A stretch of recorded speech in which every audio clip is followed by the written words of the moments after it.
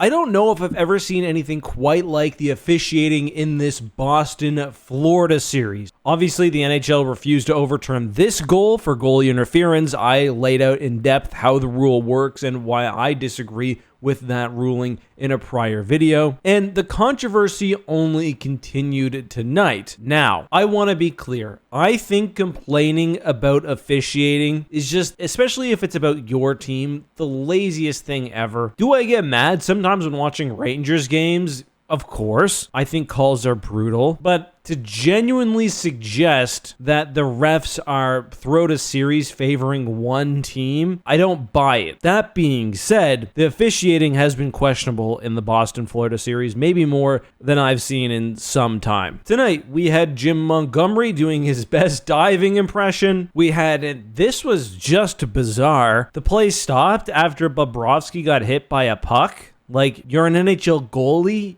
you're going to get hit by a puck. I don't remember which game, but this happened to the Rangers in the regular season as well. Went off a goalie's mask. You gotta play it. Like, that has to be live. There are really only a few situations where I think the play should be blown dead, and that is someone is in like immediate peril. And honestly, the issues haven't just been in the game. Like, I think the Department of Player Safety really blew it by not penalizing Sam Bennett. Anyway, the big moment from tonight's game was, shocker, another goaltender interference call. And watching this unfold live, there was really the feeling that based on how the series has been going, the league had to call this one a certain way. And to be honest, on most angles, I actually do agree that this probably isn't goaltender interference, but it's very close. I think you can reasonably argue it in either direction. I think this angle is probably the best. Bobrovsky definitely gets nudged. However, I guess the test here